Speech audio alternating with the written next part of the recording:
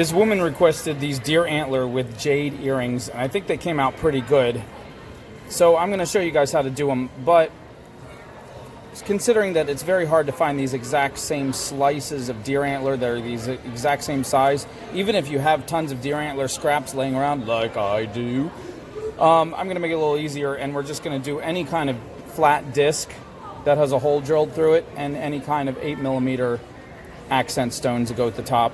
So for those of you super advanced, this is going to be like just stuff you already know, but for new people, this is going to be a fun way to do something simple that looks elegant and nice. You want 20 gauge for this. You can use any color. I'm going to be using antique copper because that's what I do. For each of the discs, you want to take about 18 inches. That'll give you plenty. It'll probably be too much, but it'll put you on the safe side. Now, there's two usually there's usually you have the hole drilled straight through the stone or the hole at the top.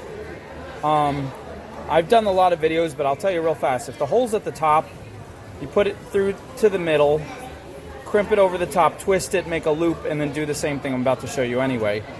But in this case, the hole is drilled straight through, so just put it through to the middle. I like working from the middle. And we're going to go crimp like that. I'm going to make our top loop. Like that. This is review for most people. Ooh, you know what I think I'm going to do? I'm going to come around. Nah. Sometimes you have a nice wide side here. You can wrap it around the side too. But I'm just going to go straight. I'm going to cross over the front and come down to a little bit closer to the bottom. And we're going to cross these and start chasing them around each other to make this nice little swirl.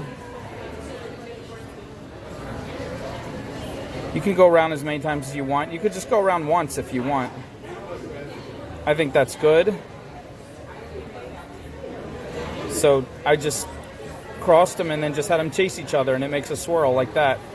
And now I could just wrap this up to the top, but I'm going to give it a little bit of a loop-de-loop. It's a little bit of just tiny little curves, curvy curve like that. And like that. I'm pushing it really tight against the stone. These are tiny discs. It might be easier to do with a slightly bigger disc. I think these are like 14mm in diameter, maybe. Yeah, that sounds about right. I think they're about 14. Okay. So I hardly even have enough room to get my loop finished. So we're just going to squeeze that around there, and we're going to start scarfing the face. This is the face. I'd call the top loop the face. This is a scarf because it's cold for the winter and we got to keep him warm. Wrap the scarf around his neck, but don't go up so high that he can't breathe. So stop about right there. Pull it diagonal up about like that. Get your cutters, cut it halfway across. So you have a little bit, see how it's halfway across the loop and it's sticking up in a diagonal. And if it's sticking out a little too far, you can even cut it again. This is where you want to be really precise, just to get just the right amount, because we're going to tuck it in that bowl right there that's made by the scarf. So grab it. We're going to grab it diagonal like this, pinch it right in, pinch it in, reposition any angle we need till we get it tucked in really tight, never to come out scratch anyone. Okay, a lot of people have seen all this part before. A lot of people have seen this whole thing, but here's the fun part. The accent bead. Whoops, let's get that in camera. For the accent bead, you only need about 8 inches, about 15 centimeters of wire. Not even, that's going to be too much. Again, put it through to the middle. Crimp. Get your round nose, grab it right here. Get it about like halfway down the round nose. Wrap it around. Like that, kind of roll it in.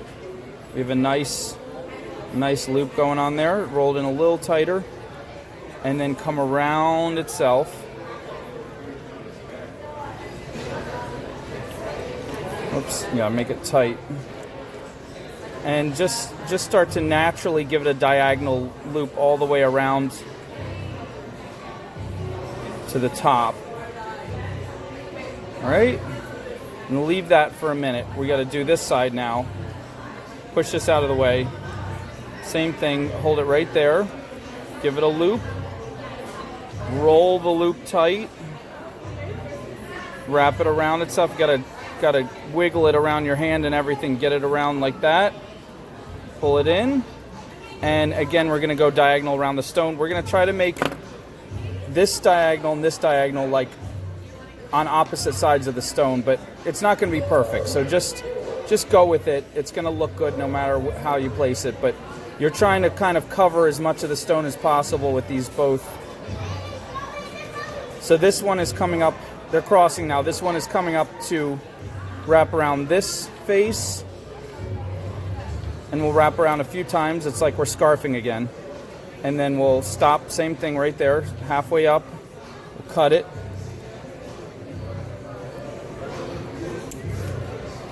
And that's a little too much, cut a little bit more.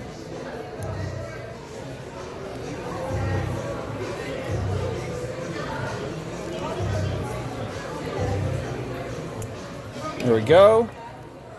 And tuck it in. Tucking it takes a little bit of practice to get it really good, but I'm telling you, just mangle your wire if you have to. Practice, practice, practice tucking. After a while, it'll just be second nature.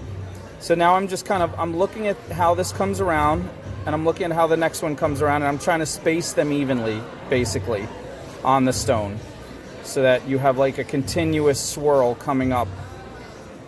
So no matter what part of the stone you see, you're going to see some of the swirl. So you can kind of move it with your fingernail, just get it right in position. And then I'm going to finish scarfing this last one. And I'm always adjusting. I'm moving, bending, adjusting, getting... And that you only get a sense of exactly how to get it just right and nice and tight if you do like dozens of these. So if you don't get on your first one, don't get frustrated. It should really take you should have to do about 20 of these before they start to become comfortable. After you do 100 of them, they're second nature. I could do this in my sleep. It's like I've graduated. I've probably done like 973 of these. So just tucking that in. See how that loop is sticking up a little weird. I'm going to bend it. Another thing is, depending on how you want the earrings to sit, sometimes you want one loop this way and one loop that way. Sometimes you want both loops to face the same way, like this. It depends on how it connects and where the earring hook is and how you want it to face out. So you'll learn as you go. But for now, let's do that. And see these two right here. We're just going to connect them with the teeniest little jump ring. We're going to use 2 jump rings. If you use more jump rings, it keeps stuff from spinning. And we want both of these to face forward out of the ear. So we don't want them to spin backwards as much as possible. We want the pretty side to face up. So we're going to use like 2 or 3 jump rings, but little ones so they stay tight, because we don't want it to be like super separated. We want it nice and tight. Sometimes I'll take this loop and link it right on there, but this loop won't open for me the way we wrapped it. So we're going to use jump rings. So we're just going to do jump rings, and at the top we're just going to put the earring hook, and we're good. So in this case, because of the way they turn, I do want both these loops facing the same way. Let's do that.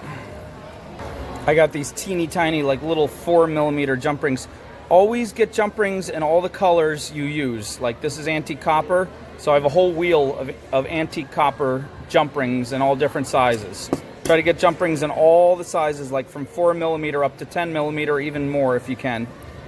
But 4, 6, 8, 10, those are like generally the sizes of jump rings that I use the most, that I think most people use the most. Same goes with these little bead stones. They actually come in the same sizes. 4, 6, 8, and 10 are the most common. This is 8 right here, 8mm. 8 and 6 are the most common for me. Anyway, little piece of trivia. Always open your jump ring sideways like a door. Just put this, which side is the prettiest, which side do I want to face out. I want this side to face out, so I'm going to put it right like that. I'm also going to keep in mind, these are really hard to close. I can do it with 1 pair of pliers and my fingernails.